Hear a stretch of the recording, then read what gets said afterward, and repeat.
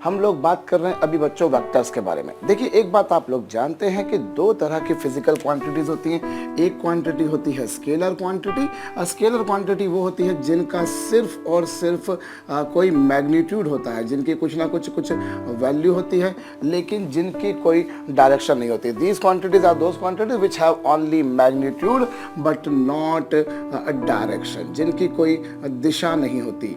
जैसे एग्जाम्पल के तौर पे देखें हम बच्चों, तो जो डिस्टेंस है वो कौन सी क्वांटिटी है? यू मस्ट बी नोइंग कि डिस्टेंस जो है साहब वो एक स्केलर क्वांटिटी है। आप डिस्टेंस के बारे में बात कर लीजिए, या फिर आप वर्क के बारे में बात कर लीजिए, या फिर आप पावर के बारे में बात कर लीजिए, आप एनर्जी के बारे में बात कर लीजिए, और भी कई सारी क्वांटिटीज़ हो सकती है बच्चों जिनका सिर्फ और सिर्फ मैग्नीट्यूड होता है, जिनकी कोई डायरेक्शन नहीं होती। ऐसी क्वांटिटीज़ को बच्चों हम कहते हैं स्केलर क्वांटिटी। ऐसी क्वांटिटीज को हम बोलते हैं स्केलर क्वांटिटी। और कुछ ऐसी क्वांटिटीज होती हैं बच्चों जिनका मैग्नीट्यूड और डायरेक्शन दोनों होता है। These are those quantities which have both magnitude and direction. इनका मैग्नीट्यूड भी है और डायरेक्शन भी है। जैसे एग्जांपल के तौर पे हम बात करते हैं यदि डिस्प्लेसमेंट की, डिस्प्लेसमेंट जो है बच्चों that is a vector quantity. इसके अलावा हम बात करते हैं वेलोसिटी की, तो वेलोसिटी वेक्टर क्वांटिटी है। एक्सीलरेशन, या तो आप एक्सीलरेशन बोल दीजिए या फिर आप रिटार्डेशन बोल दीजिए। एक्सीलरेशन हो, रिटार्डेशन हो, फोर्स हो, ये कौन सी क्वांटिटीज़ में काउंट होते हैं बच्चों? ये जो है ये भी वेक्टर क्वांटिटी है। इवन मोमेंटम जो है बच्चों that is a vector quantity. Momentum दो तरह का होता है, एक लीनियर मोमेंटम और एक एंगुलर मोमेंटम, वो दोनों वेक्टर क्वांटिटीज़ हैं। या फिर हम बोलें बच्चों टॉर्क के बारे में, तो ये जो क्वांटिटीज़ होती हैं बच्चों ये वेक्टर क्वांटिटीज़ में आती हैं। जो वेक्टर क्वांटिटी होती है बच्चों, सपोज कीजिए कि कोई वेक्टर क्वांटिटी है आर, कोई क्वांटिटी है बच्चों आर, तो किसी भी वेक्टर को रिप्रेजेंट करने का तरीका क्या होता है मैं आपको वो बता रहा हूँ। देखिए कोई भी वेक्टर क्वांटिटी को रिप्रेजेंट करने का एक तरीका तो ये होता है कि हम क्या करते हैं, उनके ऊपर एरो बना दिया करते हैं। हमने एरो बना दिया तो ये एक वेक्टर हो गया। या फिर हम बोले बच्चों हमने उसके ऊपर एक सिंपल वर्टिकल, एक हॉरिजॉन्टल लाइन खींच दी जिसे हम बार बोला करते हैं जनरली, तो ये वेक्टर क्वांटिटी हो गई। भाई आप ऐसा लिख दीजिए या आप ऐसा लिख दीजिए, या फिर क्या कर दीजिए बच्चों आप जो है उससे गाढ़े शब्दों में, उससे बोल्ड लेटर्स में अगर आप रिप्रेजेंट करें बच्चों तो ये भी होगा vector. Vector can be represented in either of these three ways. Either you put an arrow above that, और you put a bar above that, और you write the letter of the vector in bold letters. तो ये vector को represent करने के बच्चों तरीके होते हैं। आपके पास में जो है बच्चों मैंने जैसे एग्जांपल बताया, हम लोग काफ़ी सारी क्वांटिटीज़ के बारे में यहाँ पर अभी डील करेंगे। मैं एक बार फिर बोल रहा हूँ बच्चों, देखिए किसी वेक्टर को रिप्रेजेंट करने के ये तीन तरीके होते हैं जनरली। अब उसके बाद में जैसे अगर सपोज कीजिए कि ये एक वेक्टर है, मान लीजिए ये एक वेक्टर है। वेक्टर को हमेशा एक तीर के चिन्ह के द्वारा व्यक्त किया जाता है। It is represented by an arrow, it is represented by certain arrow, जैसा कि आप यहाँ पर ये देख रहे हैं। और अब ये एक वेक्टर क्वांटिटी सपोज कीजिए आर वेक्टर, और अब ये जो आर वेक्टर है बच्चों इसकी जो लेंथ होगी यहाँ पर जैसे हम देखें तो ये जो इसकी लेंथ है बच्चों, ये जितनी भी होगी इसकी लेंथ, ये जो होती है बच्चों this is known as its magnitude. ये क्या रिप्रेजेंट करती है बच्चों? ये इसका मापांक व्यक्त करती है, इसे हम इसका मैग्नीट्यूड कहते हैं। और किसी भी वेक्टर क्वांटिटी के मैग्नीट्यूड को लिखने के लिए बच्चों हम कैसे लिखते हैं बताता हूँ। मैग्नीट्यूड जो होता है दैट कुड बी रिटन, जो आपने जो वेक्टर था, वेक्टर को रिप्रेजेंट करने के तीन तरीके देखे भाई। आप या तो ऐसे रिप्रेजेंट करते हैं, या फिर आप जो है साहब ऐसे रिप्रेजेंट करते हैं, या फिर आप जो है उससे बोल्ड लेटर्स में, उससे गाढ़े शब्दों में लिखते हैं। So these are three ways in which the magnitude is written. Magnitude क्या, उसकी जो वैल्यू है। जैसे सपोज कीजिए मैं फोर्स के बारे में बात करता हूँ। अब फोर्स 50 न्यूटन का ईस्टवर्ड लग रहा है। सपोज कीजिए कि जो फोर्स है भैया वो 50 न्यूटन का ईस्टवर्ड्स लग रहा है, तो ईस्टवर्ड तो हो गई उसकी डायरेक्शन, लेकिन जो 50 न्यूटन है दैट इज इट्स मैग्नीट्यूड। वो 50 न्यूटन जो है बच्चों उसका मापांक है, उसका परिमाण कहलाता है, उसका मैग्नीट्यूड कहते हैं। और ये जो तरीका होता है बच्चों, हम क्या करते हैं मैग्नीट्यूड को लिखने के लिए उसे दो वर्टिकल लाइन्स के बीच में लिख देते हैं। मैंने दो वर्टिकल लाइन्स दी, उन दोनों वर्टिकल लाइन्स के बीच में बच्चों मैंने इसको लिख दिया, इसको लिख दिया, इसको लिख दिया, या फिर सिंपली मैंने बच्चों वो जो वेक्टर था उसे लिख दिया, बस कुछ नहीं। कोई वर्टिकल लाइन के बीच में नहीं, बिल्कुल सिंपल लिख दिया बच्चों। तो ये कहलाता है उसका मैग्नीट्यूड, उसका मॉडुलस, उसका मापांक कहलाता है। उसे हिंदी में मापांक कहा जाता है, परिमाण कहा जाता है, और इंग्लिश में बच्चों इसे मैग्नीट्यूड कहा जाता है या फिर इसे बच्चों मॉड्यूलस कहा जाता है। It is known as magnitude और is also known as modulus. तो बच्चों again I revise the thing, कोई भी वेक्टर क्वांटिटी जो होती है बच्चों, अगर आपने उसको दो वर्टिकल लाइन के बीच में लिख दिया तो ये उसका मैग्नीट्यूड है। जैसे मैं अगर बोल रहा हूँ, सपोज कीजिए कि कोई ऑब्जेक्ट जो है साहब 20 मीटर साउथ वेस्ट डायरेक्शन में गया, कोई object 20 metre south west direction में गया, तो वो साउथ वेस्ट तो उसकी डायरेक्शन हो गई, लेकिन जो 20 आपने बोला वो क्या हो गई बच्चों, उसका मैग्नीट्यूड हो गया, उसकी वैल्यू हो गई। मैग्नीट्यूड बोल दीजिए, उसको वैल्यू बोल दीजिए, मॉडुलस बोल दीजिए, there are several ways in which we people use to speak. तो बच्चों ये है बच्चों उसका परिमाण या उसका मैग्नीट्यूड। ये जो भी लेंथ होगी, जैसे आपने ये लेंथ जो बनाई बच्चों, ये लेंथ जो होगी इसमें जो भी आएगी बच्चों उसे हम बोलेंगे उसका मैग्नीट्यूड। और मैग्नीट्यूड को सिंपली हम लोग जो वेक्टर होता है उसकी उसी से लिख दिया करते हैं। बस आपने एरो बना दिया तो फिर वो वेक्टर हो गया, और एरो नहीं बनाया तब तक वो स्केलर था। तो ये बच्चों मैग्नीट्यूड के बारे में बात हो गई। अब यहाँ पर एक्चुअली जो वेक्टर्स होते हैं बच्चों, अगर मैं इनके टाइप्स के बारे में बताऊं तो दो तरह के वेक्टर्स होते हैं। दो तरह के वेक्टर्स होते हैं बेसिकली। एक होते हैं बच्चों हमारे पास में पोलर वेक्टर, एक होते हैं हमारे पास में पोलर वेक्टर। पोलर वेक्टर जो होते हैं बच्चों वो बेसिकली उनका कुछ ना कुछ स्टार्टिंग पॉइंट होता है। Polar vectors are those vectors which have some starting point, जिनका कुछ प्रारंभ बिंदु होगा। जैसे अगर मैं बात करता हूँ डिस्प्लेसमेंट की, तो डिस्प्लेसमेंट में क्या होता है, डिस्प्लेसमेंट में सपोज कीजिए कि कोई ऑब्जेक्ट पहले ए पर था, फिर वो बी पर पहुंचा, and object starts from A reaches to B. So इसका एक इनिशियल पॉइंट है ए, है ना। अब ये जो होता है बच्चों ये कहलाता है, इस तरह का जो वेक्टर होता है वो कहलाता है polar vector. What is mean by polar vector? Polar vector बच्चों जो जिनका कुछ इनिशियल पॉइंट होता है, जिनका कुछ प्रारंभिक बिंदु होता है। जैसे कि एग्जांपल के तौर पे ये डिस्प्लेसमेंट है, वेलोसिटी है, एक्सेलरेशन है, फोर्स है, ये कहलाते हैं बच्चों कौन से वेक्टर? ये कहलाते हैं पोलर वेक्टर। लेकिन जिनमें कुछ एक्सिस ऑफ रोटेशन होती है बच्चों, जिनमें कुछ एक्सिस ऑफ रोटेशन होती है, यूं कहूं बेसिकली जो रोटेशनल मोशन या रोटेशनल डायनामिक्स के टाइम पर स्टडी किए जाते हैं। जैसे एग्जांपल के तौर पे एंगुलर मोमेंटम, जैसे एग्जांपल के तौर पे टॉर्क, ये सारी फिजिकल क्वांटिटीज के बारे में हम लोग भविष्य में डील करेंगे। रोटेशनल मोशन के बारे में हम लोगों को खूब ज़्यादा समय देना पड़ेगा वैसे भी, तो उस समय हम देखेंगे बच्चों। तो क्या होता है जो जिनमें रोटेशनल एक्सिस होती है, कुछ ना कुछ जिनमें किसी पर्टिकुलर एक्सिस के अबाउट बॉडी रोटेट कर रही है, वो ऐसे वाले जो होते हैं बच्चों उन्हें हम कहा करते हैं एक्सियल वेक्टर्स। उन्हें हम क्या कहा करते हैं? Axial vectors. अगेन आई से vectors can be broadly divided into two types। दो कैटेगरीज में हम उनको डिवाइड कर सकते हैं। पहला हमारे पास में पोलर वेक्टर जिनका कुछ इनिशियल पॉइंट होता है, जैसे कि एग्जांपल के तौर पर displacement, velocity, acceleration, force, linear momentum, ये सब बच्चों जो है ये कौन सी कैटेगरी में आते हैं? सब पोलर वेक्टर्स में आते हैं। लेकिन अगर मैं कोई ऐसा वेक्टर लेता हूं बच्चों जिसमें कोई एक्सिस ऑफ रोटेशन होती है, जिनमें कोई घूर्णी अक्ष होती है, तो वो जो होते हैं बच्चों उन्हें हम बोला करते हैं एक्सियल वेक्टर। जैसे कि एग्जांपल के तौर पे एंगुलर मोमेंटम, एंगुलर डिस्प्लेसमेंट और टॉर्क, ये जो होते हैं बच्चों ये सब आते हैं एक्सियल वेक्टर्स की कैटेगरी में। तो हमने ये वेक्टर का बेसिक क्लासिफिकेशन देखा बच्चों। अभी मेरी बात को मैं और थोड़ा सा आगे बढ़ाता हूँ। देखिए अब वेक्टर्स के हमने जो बेसिकली ये पोलर या एक्सियल वेक्टर्स देखे, अब यहाँ पर हम लोग अभी जो बेसिकली ज़्यादा कंसर्न रखने वाले वो पोलर वेक्टर से रखने वाले, जिनका कुछ इनिशियल पॉइंट होता है, जिनका कुछ इनिशियल पॉइंट होता है। और इसी आधार पर बच्चों अब हमारे पास में अलग अलग किस्म के और वेक्टर्स हो सकते हैं। अगर कोई वेक्टर ऐसे हैं बच्चों जो जिनका इनिशियल पॉइंट सेम है, जैसे सपोज कीजिए ये एक वेक्टर है A B vector which starts from A and ends on B। कभी भी किसी वेक्टर को लिखा जाएगा बच्चों तो कैसा लिखा जाएगा? A B vector. कैसा मतलब? ए जो है उसका इनिशियल पॉइंट पहले लिखा जाएगा और फाइनल पॉइंट बाद में। जैसे सपोज कीजिए अगर कोई वेक्टर आपके पास में होता बी ए वेक्टर, तो आप उसको ऐसा नहीं लिखते, आप उसको ऐसा नहीं कि सर बी ए वेक्टर है तो उसको ऐसा लिखें। Some people may have a query कि can it be written in this way? No, this is wrong way of representing vector. Actually आप कैसे लिखेंगे बच्चों उसको? B A. ऐसा लिखेंगे। हमेशा एरो जो है वो एक स्टैंडर्ड नोटेशन है कि एरो जो होता है वो हमेशा राइट डायरेक्शन में इंडिकेट किया जाता है, हमेशा दाईं दिशा में बनाया जाता है और उसका इनिशियल पॉइंट से फाइनल पॉइंट की तरफ आप जाएंगे, उसके प्रारंभिक बिंदु से अंतिम बिंदु की तरफ आप जाएंगे। तो देखिए इनिशियल पॉइंट क्या है बी और फाइनल पॉइंट क्या है ए। इनिशियल पॉइंट बी था, फाइनल पॉइंट ए था। तो हम ऐसा नहीं लिखेंगे कि बी ए ऐसा कर दें, क्योंकि ए इधर था बी उधर था, ए लेफ्ट में था बी राइट में था, इसलिए मैं ऐसा लिख दो नहीं। मुझे क्या करना है बच्चों, मुझे उसे इसी तरह से लिखना है, बी ए वेक्टर, पहला पॉइंट पहले और बाद वाला पॉइंट बाद में।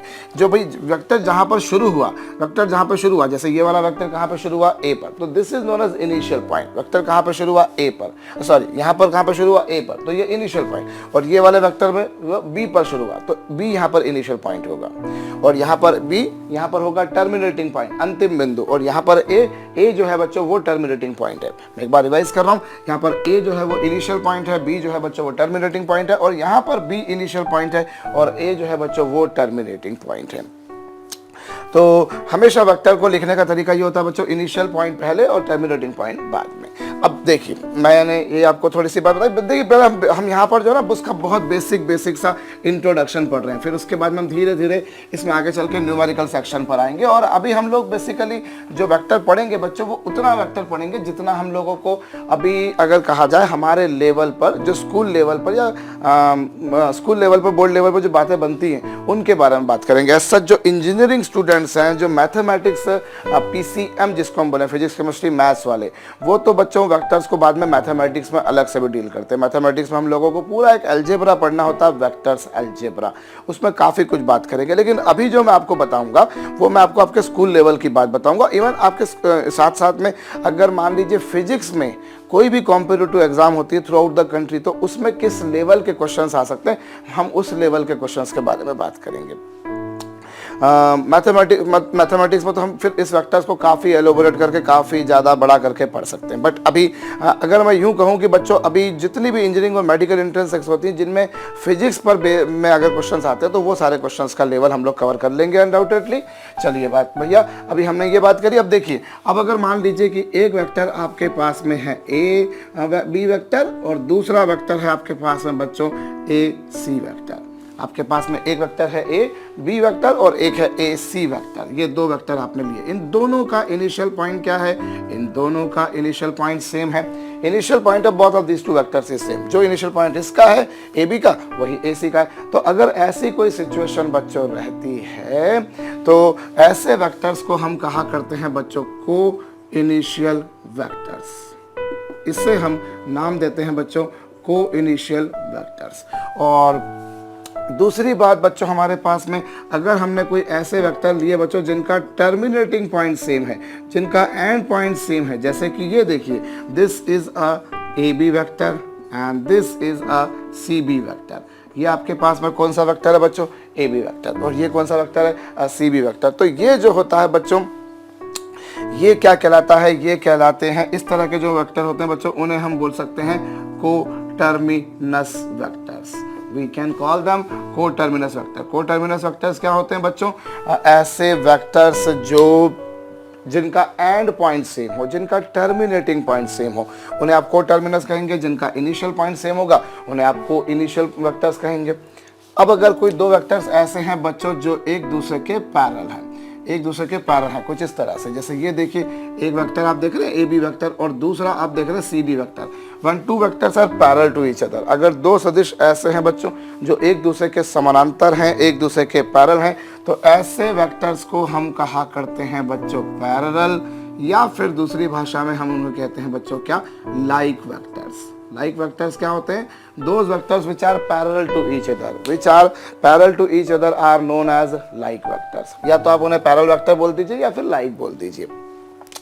और अगर कोई दो वेक्टर्स ऐसे हैं बच्चों जिनकी डायरेक्शंस जो हैं वो अपोजिट हैं, होना एक दूसरे के बिल्कुल पैरेलल, होना बिल्कुल पैरेलल लेकिन डायरेक्शन बिल्कुल अपोजिट, एग्जैक्टली अपोजिट, जैसे कि ये एक वेक्टर आप देख रहे हैं ये और दूसरा वेक्टर आप देख रहे हैं ये। तो ऐसे वेक्टर बच्चों जो हैं तो एक दूसरे के पैरेलल, हैं तो एक दूसरे के समानांतर, किंतु परंतु अगर इनकी डायरेक्शंस अपोजिट हैं, इनकी दिशाएं विपरीत हैं बच्चों, तो ऐसे वेक्टर जो होते हैं, ऐसे वेक्टर्स को हम कहा करते हैं एंटी पैरेलल। या तो आप उसे एंटी पैरेलल बोलिए या फिर दूसरी भाषा में बच्चों उन्हें हम अनलाइक वेक्टर्स भी कहते हैं। We call them unlike vectors. Again I revise the thing, अगर बच्चों कोई दो वेक्टर ऐसे हैं जो एक दूसरे के पैरेलल हैं तो वो पैरेलल या लाइक वेक्टर्स कहलाएंगे। अगर वो दोनों एक दूसरे के अपोजिट हैं तो वो एंटी पैरेलल या फिर अनलाइक वेक्टर्स कहलाएंगे। अब ये तो हमने और डेफिनेशन देख ली बच्चों। उसके बाद में अगली जो बारी आती है बच्चों, इस लाइक और अनलाइक या फिर एंटी पैरेलल पैरेलल से ही रिलेटेड एक और बात मैं बताता हूँ, मैं इसे मिटा देता हूँ बच्चों। यहाँ पर देखिए, अगर कोई दो वेक्टर्स ऐसे हैं जो एक दूसरे के पैरेलल हैं, जो एक दूसरे के क्या बच्चों पैरेलल हैं, जैसे एक वेक्टर ये देखिए, ये वेक्टर और ये ए बी वेक्टर और आपके पास में एक ये सी डी वेक्टर। अभी देखिए, ये दोनों वेक्टर्स एक दूसरे के पैरेलल हैं, ये दोनों एक दूसरे के पैरेलल हैं बच्चों, बिल्कुल।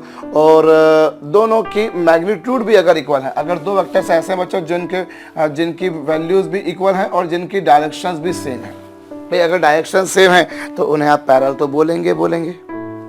अगर वो उनकी डायरेक्शन सेम है तो आप उन्हें पैरेलल तो बोलेंगे या लाइक तो बोलेंगे। अब इसमें पर्टिकुलर कंडीशन ये लग गई साहब कि अगर इनके मैग्नीट्यूड भी सेम है तो ऐसे वेक्टर जो होते हैं बच्चों, उन्हें हम कहा करते हैं इक्वल वेक्टर्स। हम उन्हें क्या कहा करते हैं बच्चों? Equal vectors. ये ध्यान दीजिए, when two vectors are of equal magnitude and equal direction, अगर कोई दो वेक्टर्स ऐसे हैं बच्चों जिनके मैग्नीट्यूड भी सेम है और डायरेक्शन भी सेम है, तब उन्हें आप समान सदिश इक्वल वेक्टर्स कहते हैं।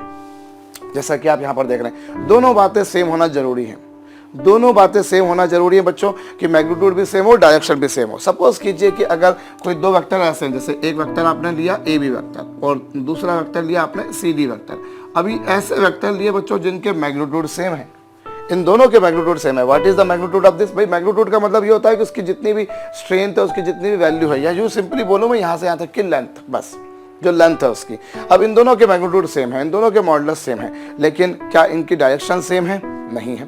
तो ये बच्चों ऐसे हैं, इसमें हम यूं कहें कि ए बी वेक्टर बराबर सी डी वेक्टर, तो ये कहना बच्चों बिल्कुल असत्य है, बिल्कुल गलत है। क्यों? उनके मैग्नीट्यूड सेम हो जाने से काम नहीं चलेगा। आपको केवल आपने बोल दिया कि साहब उन दोनों के मैग्नीट्यूड सेम है तो आप बोल दो कि वो इक्वल है। सॉरी, केवल मैग्नीट्यूड के सेम होने से काम नहीं चलेगा बच्चों। मैग्नीट्यूड भी सेम होना और डायरेक्शन भी सेम होना, ऐसे वेक्टर्स को आप इक्वल नहीं कह सकते। अभी मैग्नीट्यूड सेम थे लेकिन क्या डायरेक्शन सेम थी? नहीं थी। अभी आप देखिए इस केस में, जैसे इस केस में दोनों की डायरेक्शन सेम है, इस केस में दोनों की डायरेक्शन सेम है, किंतु क्या दोनों के मैग्नीट्यूड सेम दिख रहे हैं? नहीं। तो यहाँ पर भी बच्चों ए बी वेक्टर जो होगा वो सी डी वेक्टर के बराबर नहीं होगा। अगर आपने बोल दिया कि दो वेक्टर इक्वल हैं तो उससे एकदम से दिमाग में घंटी बज जाती है कि उनके मैग्नीट्यूड भी सेम और डायरेक्शन भी सेम। इक्वल तभी होंगे, अगर एक भी चीज सेम नहीं है तो फिर वो इक्वल हो ही नहीं सकते। Two vectors can be said as equal vectors, two vectors can be said as equal vectors only when their magnitude and direction both are same। अगर उनके मैग्नीट्यूड और डायरेक्शन दोनों डिट्टो सेम है, उन दोनों में कोई डिफरेंस नहीं है, तभी जाकर आप उन्हें इक्वल बोलेंगे। अगर दोनों में से कोई एक भी चीज इक्वल नहीं है बच्चों तो फिर वो इक्वल नहीं कहलाएंगे। ये बहुत काम की बात है बच्चों। Two vectors can be said as equal only when their magnitude and direction both are same. इस केस में मैग्नीट्यूड सेम थे लेकिन डायरेक्शन सेम नहीं थी, इस केस में डायरेक्शन सेम थी पर मैग्नीट्यूड सेम नहीं था। तो बिल्कुल ऐसा नहीं कर सकते बच्चों। हम क्या करेंगे, हम जो है साहब दोनों चीजें इक्वल होना जरूरी है, ये बहुत अवश्य बात है बच्चों। और सेकेंडली मैं एक बात बताता हूं आपको, अगर एक वेक्टर को मैं दूसरे वेक्टर की फॉर्म में एक्सप्रेस करना चाहता हूं, सपोज कीजिए one vector if is being represented in form of another vector, तो ये कब पॉसिबल होता है? ये केवल तब पॉसिबल होता है बच्चों जब दोनों के मैग्नीट्यूड, जो दोनों की डायरेक्शन सेम हो। देखिए यहाँ पर दोनों की डायरेक्शन सेम है, ए बी और सी डी की, तो आप एक वेक्टर को दूसरे वेक्टर की फॉर्म में लिख सकते हो। फर्ज कीजिए एक मिनट के लिए कि इसकी लेंथ है 10 मीटर, एक मिनट के लिए हम मान लेते हैं कि इसकी लेंथ है 10 मीटर और इसकी लेंथ कितनी बच्चों? 15 मीटर। इसकी लेंथ कितनी है? 15 मीटर और इसकी लेंथ कितनी है? 10 मीटर है। तो मैं यूं कह सकता हूं कि जो सी डी वेक्टर है it is 1.5 times of A B vector. भाई ए बी की लेंथ कितनी? 10 मीटर, सी डी की लेंथ कितनी? 15 मीटर। तो you can say that its length is 1.5 times of this one. So what I mean to say that here I can write C D vector would be 1.5 times of A B vector. That can be written, ये लिख सकते हो कि sir since the magnitude of C D is 1.5 times of A B vector, so I can say this C D vector is equal to 1.5 times of A B vector. ये ध्यान दीजिए कि और इसमें ये बात भी जरूरी है कि दोनों के डायरेक्शन सेम होना जरूरी है। One vector can be expressed in form of another vector only when their directions are same, only when their directions are same, तभी आप एक वेक्टर को दूसरे वेक्टर की फॉर्म में एक्सप्रेस कर सकते हो। अगर आप जो है बच्चों, अगर उनकी डायरेक्शन सेम नहीं है, अगर उनकी डायरेक्शन सेम नहीं है तो आप नहीं लिख सकते। जैसे मैं बताता हूं आपको, ये लीजिए, ये ए बी वेक्टर लिया आपने, सपोज कीजिए ये ए बी वेक्टर जिसकी लेंथ है 10 मीटर, और ये आपके पास में है एक सी डी वेक्टर, सपोज कीजिए इसकी लेंथ है 30 metre. So here the magnitude of C D is 3 times of A B, C D का मैग्नीट्यूड ए बी का 3 टाइम्स है।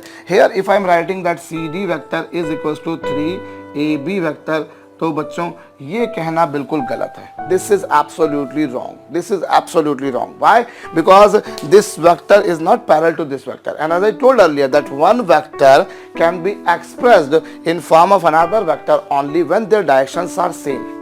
जब उनके डायरेक्शन सेम होंगे तभी आप उनको बोल सकते हो। अगर डायरेक्शन सेम नहीं है तब आप ऐसा नहीं बोल सकते। हाँ, आप ये जरूर बोल सकते हो कि सर CD का जो मैग्नीट्यूड है, CD का जो मैग्नीट्यूड है वो AB के मैग्नीट्यूड का 3 टाइम्स होगा। दैट यू कैन राइट कि CD का मैग्नीट्यूड AB के मैग्नीट्यूड का 3 टाइम्स है। वो अलग बात हो गई, क्योंकि magnitude is a scalar quantity. Magnitude से मतलब सिर्फ उसकी वैल्यू, डायरेक्शन नहीं। जैसे हम बोलते हैं ना कि distance is the magnitude of displacement, जैसे हम बोलते हैं speed is the magnitude of velocity, तो वो एक अलग बात हो गई। Magnitude has no specific information about the direction, उसके पास में दिशा का कोई ज्ञान नहीं है। तो आप ये बोलें कि सी डी वेक्टर का मैग्नीट्यूड ए बी वेक्टर का 3 टाइम्स है, agree, 100% agree. But if somebody is saying that this thing, then it is wrong. One vector can be expressed in form of another vector only when their magnitudes are same. One vector can be expressed in form of another vector when their directions are same. Direction should be necessarily same. The line of action should be necessarily same. अब और उसमें particularly क्या, अगर magnitude भी same हो जाए तो आप उसे बोलेंगे इक्वल वेक्टर। इसके बाद में बच्चों मैं आपको और बात बताता हूं। यहाँ पर ये देखिए, ये ए बी वेक्टर है हमारे पास, और ये हमारे पास में बच्चों बी ए वेक्टर है। देखिए ये दोनों वेक्टर ऐसे हैं बच्चों जिनके मैग्नीट्यूड सेम है और डायरेक्शन बिल्कुल अपोजिट है। एक वेक्टर आपके पास में है ए बी वेक्टर और एक है आपके पास में बी ए वेक्टर। तो ये दोनों क्या कहलाते हैं बच्चों? एक दूसरे के निगेटिव वेक्टर कहलाएंगे। These two would be said as negative vector of each other। जैसे यहाँ हम बोलें तो बी ए वेक्टर जो होगा भैया, बी ए वेक्टर क्या होगा? बी ए वेक्टर वो होगा जिसका इनिशियल पॉइंट बी है, जिसका टर्मिनेटिंग पॉइंट ए है, और ए बी वेक्टर क्या होगा? जिसका इनिशियल पॉइंट ए और टर्मिनेटिंग पॉइंट बी। तो बी ए वेक्टर बराबर क्या होगा बच्चों? बी ए वेक्टर बराबर होगा माइनस ए बी वेक्टर। सो ये देखिए साहब, हम क्या बोल सकते हैं? बी ए वेक्टर बराबर क्या बच्चों? Minus A B vector. कहने का मतलब ये है बच्चों कि अगर वेक्टर का इनिशियल और टर्मिनल पॉइंट आपस में चेंज कर दिए जाए, भाई ए इनिशियल पॉइंट था, बी टर्मिनेटिंग पॉइंट था, इनका पलटा मार दिया तो वो भी चेंज हो जाएंगे। आपने यदि क्या कर दिया बच्चों? इनिशियल और टर्मिनेटिंग पॉइंट को एक्सचेंज कर दिया, ए को बी से, बी को ए से रिप्लेस कर दिया, तो वेक्टर जो है बच्चों वो पहले की तुलना में पहले का बिल्कुल नेगेटिव, ऋणात्मक हो जाएगा, और इस तरह की कुछ कहानी हमारे सामने आ जाएगी। तो ये नेगेटिव हो जाएगा बच्चों, और इससे हम बकायदा आगे चल के भी मैथमेटिकली भी प्रूव करके देखेंगे कि कैसे बी ए वेक्टर बराबर माइनस ए बी वेक्टर आता है। बट अभी देखिए बच्चों, मैं एक बार फिर से बता रहा हूं यहाँ पर, दो वेक्टर इक्वल कब होंगे? जब उनके मैग्नीट्यूड डायरेक्शन दोनों सेम हो। एक वेक्टर को दूसरे वेक्टर की फॉर्म में एक्सप्रेस कब करेंगे? जब दोनों के डायरेक्शन सेम हो। अगर दो वेक्टर के मैग्नीट्यूड सेम है लेकिन डायरेक्शन सेम नहीं है तो वो इक्वल नहीं है। अगर उनकी डायरेक्शन सेम है लेकिन मैग्नीट्यूड इक्वल नहीं है तो वो इक्वल नहीं है। दोनों चीज़ें सेम होना जरूरी है। और अगर आपने वेक्टर के इनिशियल टर्मिनेटिंग पॉइंट को चेंज कर दिया तो फिर वेक्टर जो होते हैं बच्चों वो नेगेटिव वेक्टर बन जाते हैं, ऋणात्मक सदिश बन जाते हैं, जैसा कि आप यहाँ पर देख पा रहे हैं। आगे हम लोग चर्चा और थोड़ी सी बढ़ाते हैं बच्चों। अभी देखिए, ये तो हम लोगों ने पैरेलल या फिर लाइक वेक्टर्स के बारे में बात करी ही करी है। हम थोड़ा सा इसमें आगे बढ़ते हैं। मैं आपको बताता हूं बच्चों, कोई भी देखिए, अभी जैसे हमने यही देखा था, अनलाइक वेक्टर के बारे में बात करेंगे। एक वेक्टर था ए बी वेक्टर और ये एक वेक्टर था बच्चों सी डी वेक्टर। ये लीजिए, अभी सपोज कीजिए कि इसकी लेंथ है 10 मीटर और इसकी लेंथ है सपोज कीजिए 20 metre. Now what you find, you can find that the magnitude of C D is twice of A B. भाई इसका मैग्नीट्यूड इसका डबल है, इसका ट्वाइस है, तो यहां मैं क्या बोल सकता हूं, और उनकी डायरेक्शन अपोजिट है, डायरेक्शन अपोजिट है, तो C D vector can be written as -2 times of A B vector. C D vector को क्या बोल सकता हूं बच्चों, -2 A B vector. Why it can be written, इसके लिए कारण ये है बच्चों, सीधी सीधी बात है कि A B vector start from A and on B. A B vector जो होता है बच्चों वो ए से शुरू होकर बी पर समाप्त होता है और सी डी वेक्टर सी पे शुरू होकर डी पर समाप्त होता है। दोनों के इनिशियल और टर्मिनल पॉइंट को आपस में आपने एक्सचेंज कर दिया। ए बी वेक्टर जो होता है उसे ए से शुरू करके बी पर ले जाइए और सी डी को सी से शुरू करके डी पर ले जाइए। अभी दोनों की डायरेक्शन अपोजिट थी, होना पैरेलल था। अगर पैरेलल नहीं होता ना, जैसे फिर मैं बात बोल रहा हूं यहाँ पर आपको कि अगर मान लीजिए ए बी वेक्टर ऐसा था और सी डी वेक्टर ऐसा था, तो फिर आप सी डी वेक्टर बराबर अगर -2 times of A B vector बोलते हैं तो ये कहना बिल्कुल सरासर गलत है। क्यों गलत है? क्योंकि इनकी डायरेक्शन सेम नहीं है। भाई one vector can be expressed in form of another vector only when the directions are same. There line of action should be same. अगर लाइन ऑफ एक्शन सेम है, फिर भले वो अपोजिट भी हो तो भी चलेगा, दैट्स ओके, लेकिन लाइन ऑफ एक्शन वो होना एक दूसरे के पैरेलल होना चाहिए। वो पैरेलल बोल दीजिए, एंटी पैरेलल बोल दीजिए, समानांतर, प्रति समानांतर, that's okay, I agree with that. But the thing is that they should be having same line of action. उनकी लाइन ऑफ एक्शन जो है बच्चों वो बिल्कुल यथावत होना चाहिए, बिल्कुल एक जैसी, सेम टू सेम होना चाहिए। तो ये इस तरह से बच्चों हमारे पास में दो तरह के हमने बात करी। और मैं एक और बात लगी हाथ तो आपको बताता हूँ बच्चों, इक्वल वेक्टर के बारे में भी जैसे हम लोगों ने देखा था। तो इक्वल वेक्टर क्या थे, जिनके मैग्नीट्यूड सेम हो और डायरेक्शन भी सेम हो। अब जैसे देखिए ये ए बी वेक्टर, ये ए बी वेक्टर है आपके पास में।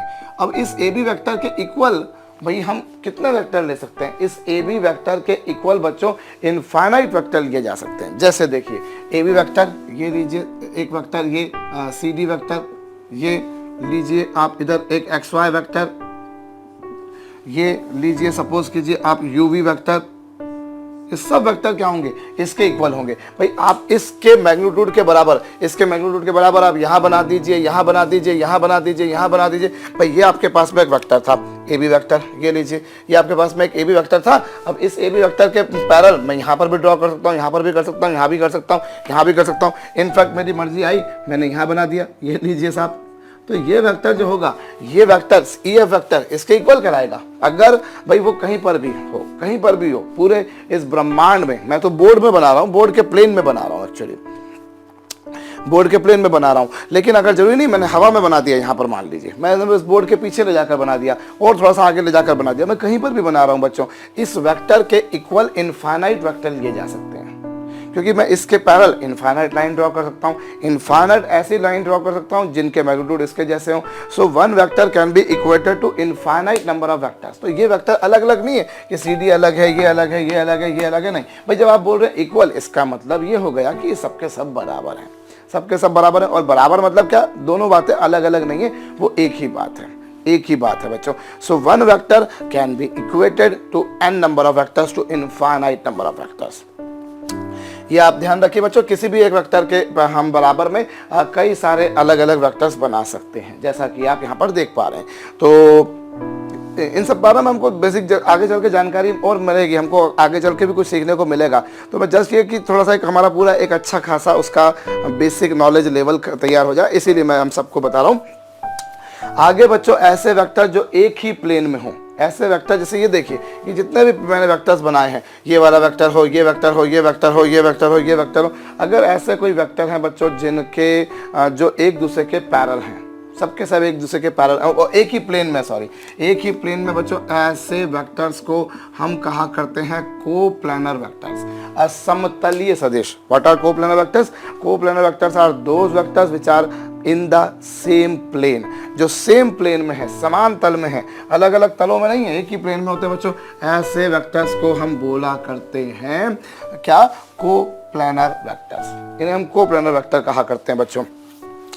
और हम और थोड़ी सी बात करते हैं बच्चों। ये देखिए हमने, ये तो हमने कोप्लानर वेक्टर के बारे में बात करी, ठीक है। इसमें मैं एक और बात बताता हूँ। हाँ, एक बहुत इंपॉर्टेंट वेक्टर हमारे पास में बच्चों, जीरो वेक्टर, शून्य सदिश, जीरो वेक्टर, जिससे हम लोग नल वेक्टर भी कहा करते हैं। जीरो वेक्टर और नल वेक्टर क्या होता है बच्चों?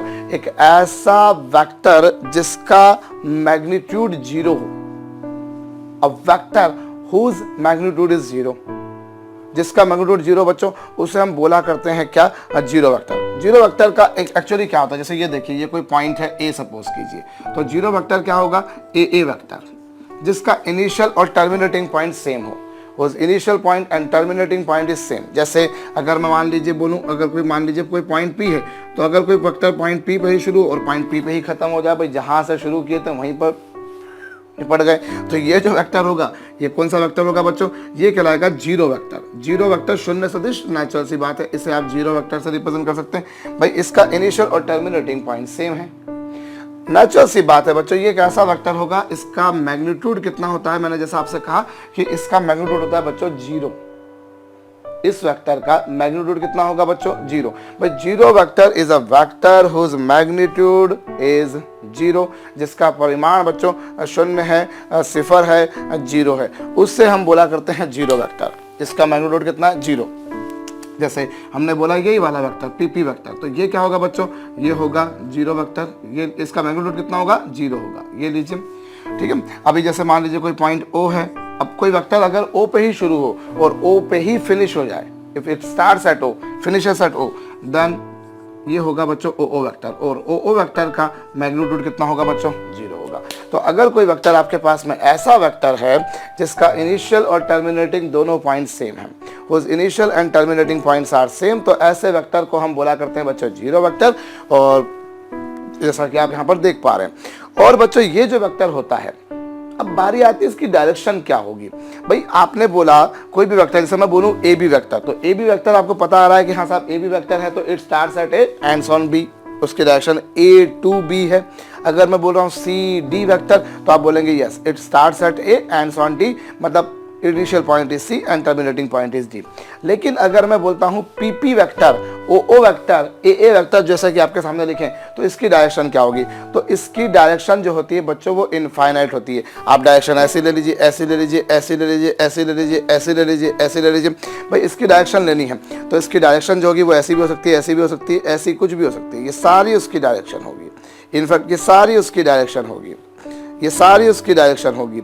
कहने का मतलब यह है बच्चों कि जो जीरो वेक्टर होता है it may have infinite directions, उसकी अनंत दिशाएं होती है। आप कोई भी दिशा के बारे में बात कर लीजिए, आप इस दिशा के बारे में बात कीजिए, आप इस दिशा के बारे में बात कीजिए, आप इस दिशा के बारे में बात कीजिए, आप इस दिशा के बारे में बात कीजिए, इस दिशा के बारे में, इस दिशा के बारे में, आप जो मर्जी डायरेक्शन आपके मन में आता है, आपके जहन में आता है, आप लीजिए बच्चों। It has infinite number of direction, its magnitude is simply zero. It starts the, it ends on the same point where it starts up. तो बच्चों ये हमारे पास में जो है वेक्टर की हमने और आगे की परिभाषा देखी बच्चों, शून्य सदिश, जीरो वेक्टर या फिर कोप्लानर वेक्टर के बारे में भी बात करा। अब बच्चों मैं आपको बताता हूं एक और डेफिनेशन जिससे हम बोला करते हैं बच्चों बहुत काम का आएगा वो। अब आ रहा है बच्चों हमारे पास में क्या? Unit vector. कौन सा वेक्टर बच्चों? Unit vector. यूनिट वेक्टर जिसे हिंदी में कहा जाता है बच्चों इकाई। यूनिट का मतलब होता है वन। यूनिट वेक्टर जो होता है बच्चों, इससे हम रिप्रेजेंट किया करते हैं किसी कैप लगाकर। देखिए सच किसी वेक्टर को, कोई वेक्टर क्वांटिटी आपके पास में ए है, तो आप उसको एरो बनाएंगे, ऐसे बनाएंगे इसको। लेकिन यूनिट वेक्टर जो होता है बच्चों, उससे हम रिप्रेजेंट किया करते हैं इस तरह से, जिसे हम क्या बोल सकते हैं कि जो ऊपर हमने बनाया बच्चों, इसे हम बोला करते हैं कैप या फिर हेड। कुछ लोग इसे कैप बोलते हैं, कुछ लोग हेड बोलते हैं। तो ये जो है बच्चों ये होता है unit vector. Unit vector, suppose कीजिए ये आपके पास में कोई यूनिट वेक्टर है, ये आपके पास में क्या है बच्चों? Unit vector. यूनिट वेक्टर है, तो ये यूनिट वेक्टर क्या होगा बच्चों? Unit vector is a vector जिसका मैग्नीट्यूड 1 होता है। इट इज अ वेक्टर बच्चों हुज मैग्नीट्यूड इज 1, 1 होता है, सिंपली इसका मैग्नीट्यूड 1 होगा। और एक और बात है बच्चों कि इसकी कोई ना यूनिट नहीं होगी, it won't be having any unit, इसकी कोई यूनिट नहीं होगी। जैसे भाई हमने डिस्प्लेसमेंट की यूनिट होती है, फोर्स की यूनिट होती है, आप देखेंगे जो यूनिट वेक्टर होगा that want be having any unit, और उसकी कोई डायमेंशनल फार्मूला नहीं बनकर आएगा, उसकी कोई यूनिट नहीं आएगी। मेरे कहने का मतलब क्या है बच्चों, ये अभी थोड़ी देर में आपको समझ में आएगा, हम इस पर सम्स करेंगे, बट अभी के लिए मैं आपको जो बोल रहा हूँ बच्चों कि जो यूनिट वेक्टर है, जो यूनिट वेक्टर है बच्चों, वो एक ऐसा वेक्टर है जिसको आप कैप से या हैट से रिप्रेजेंट करते हैं। आप उसको किससे रिप्रेजेंट करते हैं? कैप लगाकर या फिर हैट लगाकर। और ये एक ऐसा वेक्टर होता है बच्चों जिसका मैग्नीट्यूड जो होता है वो 1 होता है। अब मैं यहाँ पर एक और काम की बात बताता हूँ, जरा देखिए। यहाँ पर सपोज कीजिए आपके पास में कोई वेक्टर है ए वेक्टर, ये देखिए साहब आपके पास में कोई वेक्टर है ए वेक्टर। अब मैं एक ऐसा वेक्टर चाहता हूँ, गौर कीजिएगा, ये वेक्टर है हमारे पास में ए वेक्टर। अब मैं अगर चाहता हूं बच्चों unit vector in direction of A vector, मुझे अगर ए वेक्टर की डायरेक्शन में यूनिट वेक्टर लिखना है, मतलब मुझे एक ऐसा वेक्टर निकालना है जिसकी डायरेक्शन तो ए के जैसी ही हो, जिसकी डायरेक्शन तो ए के जैसी ही हो, लेकिन उसका मैग्नीट्यूड हो 1। उसका मैग्नीट्यूड कितना हो? 1। ये देखिए, तो ऐसे वेक्टर को बच्चों हम लोग बोला करते हैं यूनिट वेक्टर। मैं एक बार फिर से डेफिनेशन बता रहा हूँ, ये एक यूनिट वेक्टर है, एक वेक्टर आपके पास में ए वेक्टर।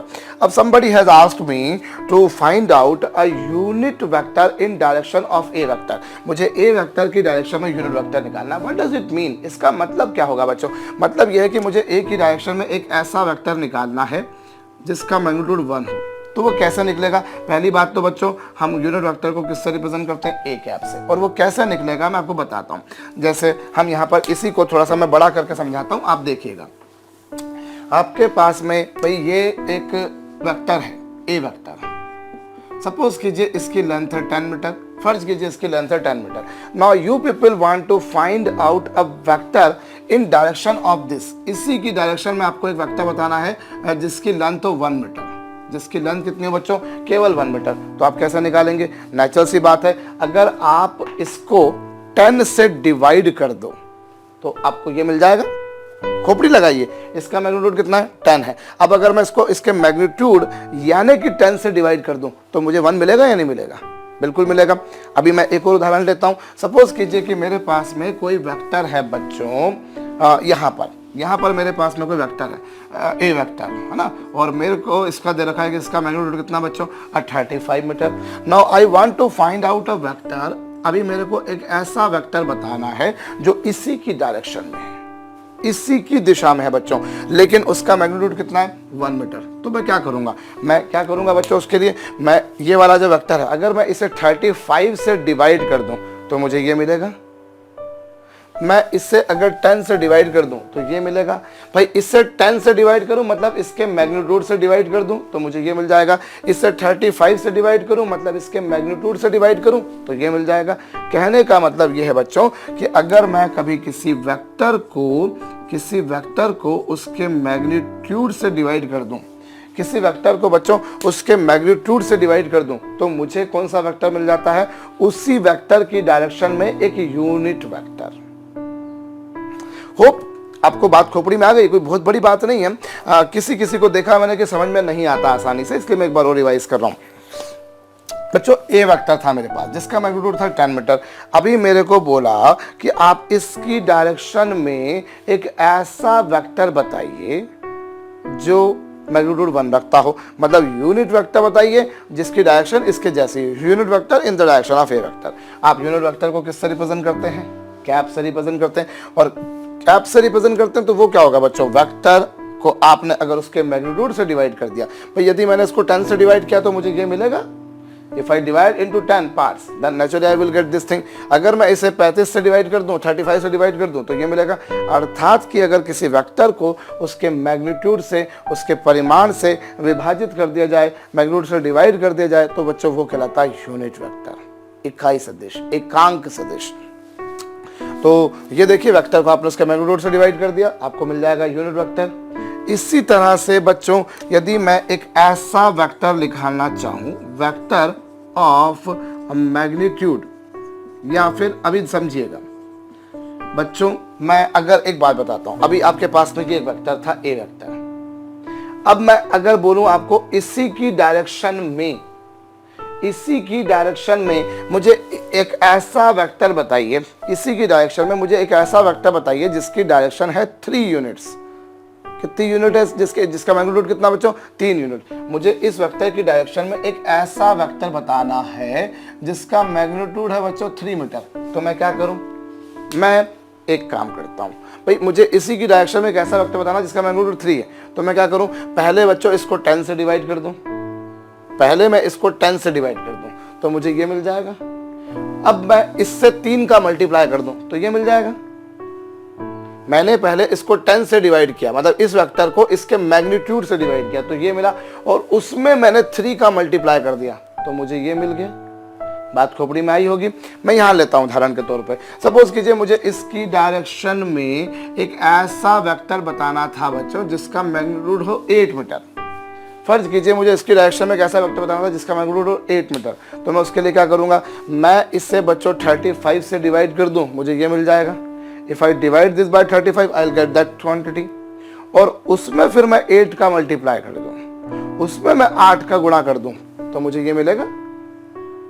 भाई इससे मैंने 35 से डिवाइड किया तो मुझे ये मिल गया, और उसमें मैंने 8 का मल्टीप्लाई करा तो मुझे ये मिल गया।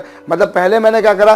पहले मैंने इसकी डायरेक्शन में यूनिट वेक्टर निकाल दिया, फिर मैंने 8 से मल्टीप्लाई कर दिया। मैंने पहले यहाँ पर इसके मैग्नीट्यूड से डिवाइड कर दिया, यूनिट वेक्टर आ गया, और उसमें 3 का मल्टीप्लाई कर दिया, मैग्नीट्यूड का मल्टीप्लाई कर दिया। तो वैसे ही बच्चों अगर vector of magnitude lambda in direction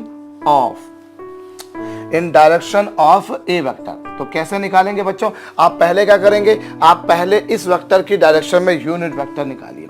आप पहले इस वेक्टर की डायरेक्शन में यूनिट वेक्टर निकालिए, निकाल दिया, फिर बाद में आप इसमें 3 का मल्टीप्लाई कर दीजिए। यही कर रहे हैं, पहले इस वेक्टर की डायरेक्शन में यूनिट वेक्टर निकाला, वेक्टर को डिवाइड किया उसके मॉडुलस से, यूनिट वेक्टर आ गया, उसमें फिर आपने 3 का मल्टीप्लाई कर दिया। या पहले आपने इस वेक्टर की डायरेक्शन में यूनिट वेक्टर निकाला, फिर उसमें आपने 8 का मल्टीप्लाई कर दिया। मतलब इस वेक्टर की डायरेक्शन में मैंने पहले यूनिट वेक्टर निकाला। और यूनिट वेक्टर कैसे निकलता है बच्चों? यूनिट वेक्टर निकलता है वेक्टर को उसके मॉडुलस से डिवाइड कर दीजिए, और फिर आप उसके मैग्नीट्यूड यानी कि लेम्डा से मल्टीप्लाई कर दीजिए। आपने मैग्नीट्यूड 3 से मल्टीप्लाई करा था, आपने मैग्नीट्यूड 8 से मल्टीप्लाई करा था, ये आ गया। तो ये क्या हो जाएगा बच्चों? अगर मैं इसको थोड़ा सा सिस्टमैटिकली एक्चुअली लिख दूं तो है बात वही। भाई देखिए, आप लेम्डा का मल्टीप्लाई बाद में कीजिए, पहले कीजिए, दैट इज इमटेरियल।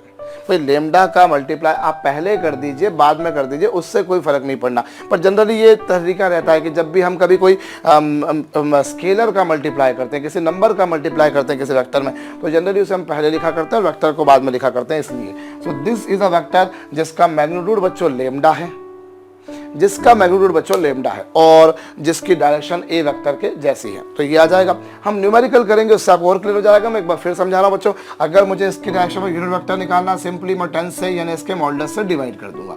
यहाँ मैं 35 से डिवाइड कर दूंगा, तो वेक्टर को उसके मॉडुलस से डिवाइड कर दीजिए, खटाखट आपको यूनिट वेक्टर मिल जाना है, जिसे आप कैप या हेड से रिप्रेजेंट करते हैं। और उसके बाद में यदि आपको ए वेक्टर की डायरेक्शन में लेम्डा मैग्नीट्यूड का वेक्टर लिखना है तो आप क्या करेंगे? उस वेक्टर को उसके मॉडुलस से डिवाइड कर देंगे, इनटू उसका मैग्नीट्यूड कर देंगे। माशाअल्लाह आपके पास में बेहतरीन तरीके से उस वेक्टर की डायरेक्शन में एक यूनिट वेक्टर आ जाएगा।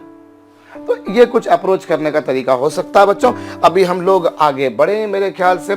चलिए अब मैं आपको बच्चों बताता हूं। यहाँ पर देखिए, हमने कोऑर्डिनेट एक्सेस सिस्टम पढ़ा है, हमने कोऑर्डिनेट एक्सेस सिस्टम पढ़ा है। आप सभी लोग जानते हैं बच्चों, ये है एक्स एक्सिस, ये है वाई एक्सिस, और एक्स एक्सिस और वाई एक्सिस इन दोनों के परपेंडिकुलर कौन सी एक्सिस होती है बच्चों?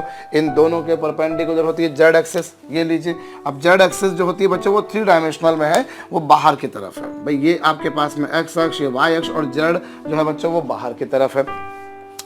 तो ये इस तरह से हमारे पास में है बच्चों। अब यहाँ पर मैं 2-3 चीज़ आपको बताता हूँ।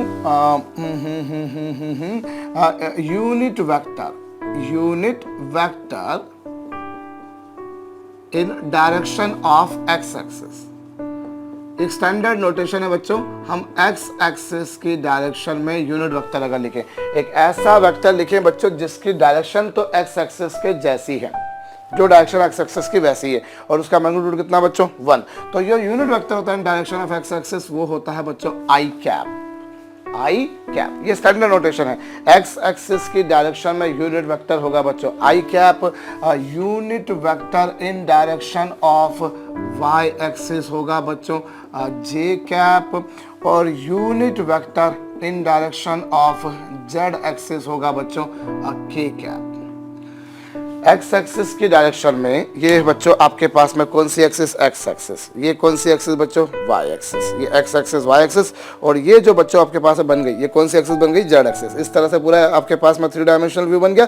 तो एक्स एक्सिस जो होती है, ये वाली जो एक्सिस होती है, इस डायरेक्शन में यूनिट वेक्टर क्या लिखा जाता है बच्चों, आई कैप, और उसके बाद में वाई एक्सिस की डायरेक्शन में जो होता है बच्चों उसे लिखा जाता है जे कैप, और फिर क्या नाम से अगर जेड एक्सिस की डायरेक्शन में बच्चों तो उसे लिखा जाता है के कैप। अभी हो सकता है किसी किसी को समझ में नहीं आया ये क्या हो रहा है, थोड़ा बहुत किसी किसी को कंफ्यूज करता है, बट अभी हम लोग इस पर सम्स करेंगे, आपको क्लियर होगा। मैं एक बार रिवाइज कर देता हूँ बच्चों। एक्स एक्सिस के डायरेक्शन में यूनिट वेक्टर को बोलते हो आई कैप, वाई एक्सिस के डायरेक्शन वाले को जे कैप, और जेड एक्सिस वाले को के कैप। एक बात बच्चों, और देखिए अभी जो मैंने वेक्टर का एक बेसिक इंट्रोडक्शन दे दिया, अदरवाइज आप चाहें तो वेक्टर्स को और कई तरीके से, और भी कई तरह का टाइप हो सकता है, जैसे आपको मिल जाएगा कहीं कहीं पर फिक्स्ड वेक्टर। फिक्स्ड वेक्टर मतलब जो फिक्स हो, जो एक जगह पे फिक्स हो, भाई यहाँ की हाँ ये है बस वो फिक्स है। लेकिन अगर कोई वेक्टर मूव कर सकता है, फ्रीली मूव कर सकता है, तो फिर बच्चों वो फ्री वेक्टर कहलाएगा। अगर कोई वेक्टर फिक्स्ड है तो फिक्स्ड वेक्टर, और अगर मान लीजिए अगर वो मूव कर सकता है तो फिर बच्चों उस केस में वो क्या कहलाएगा, उस केस में वो कहलाएगा फ्री वेक्टर। तो मैंने कुछ बातें बताई हैं, हो सकता है इनके अलावा और भी कई तरह के वेक्टर्स के क्लासिफिकेशन बन जाए, बट मेरे ख्याल से दैट इज जो भी हमने पढ़ा भी वो इनफ है बच्चों।